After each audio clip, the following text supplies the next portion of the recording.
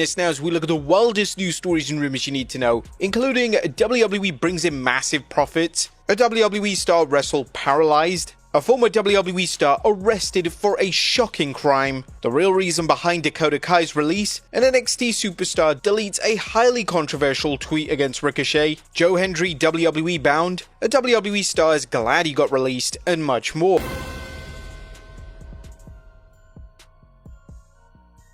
Our first story looks at WWE brings in massive profits. Now it's time for a look at TKO Group Holdings' recent financial report for the first quarter of 2025. As Wrestling Headlines reports, TKO brought in an added revenue to the sum of $46.4 million. This brought the company's overall revenue to $1.269 billion, an impressive number sure to please stockholders. As for WWE, the report noted WWE's revenue grew by $74.8 million, bringing in its total revenue to $391.5 million.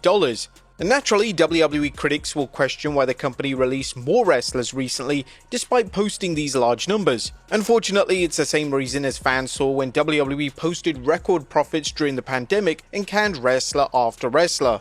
But the bottom line is, as we've speculated for months, it was only a question of when TKO would look at WWE's enormous roster and demand cuts to be made. As reported by the Wrestling Observer newsletter, this was also a Triple H call, as it was WWE's chief content officer who made the final call on the releases. For the WWE main roster releases, it was categorized as wanting to bring new people to television, and those who were let go had reached their peak of usage and how far the company would go with them. The term dead weight on the main roster was also used. Did you think those superstars really were dead weight? Let us know in the comments down below. Next up, a former WWE star arrested for a shocking crime.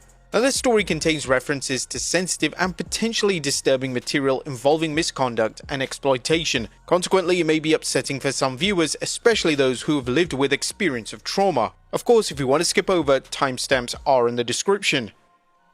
Now, there is disturbing news concerning former WWE superstar Duke the Dumpster Droese, aka Michael Droese. As it's been reported, Droese is facing a charge of attempted sexual exploitation of a minor. A Tennessee grand jury indicted Droese about allegations involving the attempted purchase of illegal and deeply exploitative material relating to minors. He's accused of attempting to purchase the material using his Coinbase account on the dark web. The transaction was flagged by the company and terminated, and the FBI was made aware of the allegations, according to the District Attorney General Chris Stanford.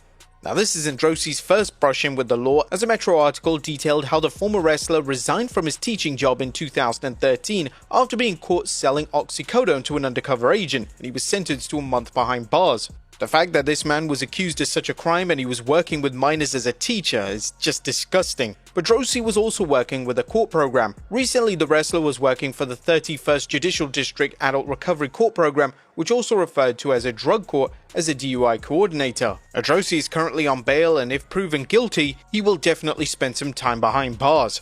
Next up, a WWE star wrestled Paralyzed. Now, as we just mentioned, the term dead weight was used on the main roster, as critics might argue that WWE is also ditching wrestlers who are too busted up to be of further use to them. But consider this recent statement from released superstar Braun Strowman, who told Miles Addy, "Before I even debuted on television, I ruptured my L5-S1, which paralyzed my left leg 100%. Had emergency surgery, I've got 85% of it back, so my entire career I've wrestled with a 15% paralyzed left leg from my low back. I've had elbow surgery twice, my teeth are fake. All these scars were from when I went through the windshield in the Wyatt family swamp fight. I broke my neck, have a metal plate, 4 screws in my neck. I tore my groin 2 minutes into the last man standing match with Bronson Reed and went 20 more minutes with a torn groin. They all suck, but it's part of the game." As they noted in the report, Strowman's release was said to be a combination of his high salary and injuries. He'd not been moving well in the ring since coming back from a major hamstring injury, and one person there noted to us that he was hurt worse than people realized. Now, it's puzzling how WWE could bring someone back without a thorough medical review that incorporates an assessment of a wrestler's past injuries. Nevertheless, it's pretty awesome that Braun Strowman managed to wrestle even with all these debilitating injuries. Next up, the real reason behind Dakota Kai's release. This week's Observer also had more information on Dakota Kai's release. Kai's release caught some by surprise, given her heavy involvement with Damage Control. But whatever the reason, it was reported one person said that Kai still had use on a micro level on the main roster, but was never going to be used in the top tier with the likes of Rhea Ripley, Charlotte Flair, Jade Cargill, or others they see as top women stars they see long term. Judging from this report, it sounds like WWE had given up on pushing Kai any further, something that fans suspected when Dakota came up short in her bid to become Women's Intercontinental Champion. It was also noted that she could have worked with Becky Lynch or Liv Morgan, who are seen as top players, but it would only be a short-term thing. Aside from that, they saw her future as just putting over the likes of Roxanne Perez and Julia, who were the next ones with the idea of being pushed to stardom. The thought was that long-term, the salary they were paying her was not worth it to have her just lose to people on the way up. There's no word on how much Kai was being paid, but if the report is accurate, it's a reminder that TKO Holdings' cost-cutting mentality means the days when glorified enhancement talent cash big paychecks is over. Factor in the insane amount of new talent coming into WWE, and it's further evidence it's a buyer's market. Nevertheless, the report suggested that Kai was seen as a good worker with a bright future outside WWE. Those we talked to in WWE were positive on her and felt AEW should sign her. She's a very good wrestler, has a name, and fans will know her immediately. Do you think Dakota Kai will go to AEW? Let us know in the comments down below. Next up, an NXT superstar deletes a highly controversial tweet. Did an NXT superstar go too far with a tweet directed at AEW talent Ricochet? Well, there was a heavy exchange between NXT talent Javon Evans and Ricochet. Things began simmering when a fan praised Evans' work and Ricochet chimed in, noting he'd squash Evans. But Evans replied, "My bad, I just got done training at the Performance Center under Shawn Michaels. Something that you don't have or do, but I bet your brown egghead ass would squash me if Tony Khan told you to. Much love, OG." And then Ricochet responded, "Brother, I was learning from Shawn Michaels when you were like 12, then went on to become a multiple-time champion. Let me know when you win one, little boy. And yeah, if Tony Khan asked me, I'd definitely beat your ass." But Evans backfired, roasting Ricochet and his boss, saying, "You learned from HBK when I was 12 and became a multi-time champion. Now you're wrestling in front of 2,000 people every week. For a crackhead. Talk about an upgrade, am I right? Sounds like Mr. Khan isn't giving you enough attention, so you had to come for a successful ass young'un. You're giving me the most views on my post and I'm finally helping you get the most attention you've ever had in your career, or love." But Ricochet closed things out saying, "How many people does a PC hold? Keep up that energy, it makes you look cool." But Evans then deleted the tweets, with Fightful's Sean Ross Sapp joking, "Oof, Ricochet really trolled a guy into getting media classes for the whole PC." Now, even though it hasn't been reported, it's very likely that WWE saw the tweets and told Javon Evans to delete them, as calling Tony Khan a crackhead seems a little too far, right? It also means that Javon Evans has more or less burnt his bridge with Tony Khan and could probably never step in AEW if he wanted the chance. What did you guys think of this? Did Javon Evans go too far? Let us know in the comments down below. Next up, Travis Scott training to wrestle with a two-time Hall of Famer.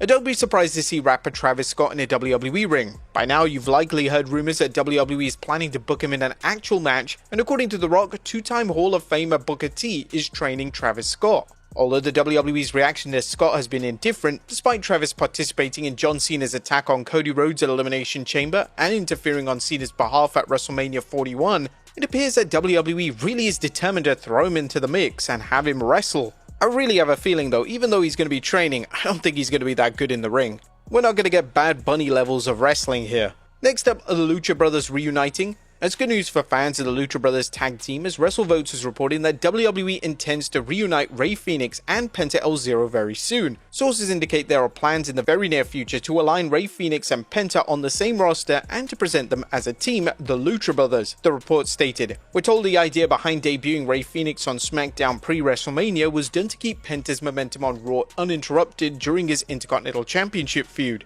Are you guys excited for the Lucha Brothers reunion, or would you prefer they work singles action?"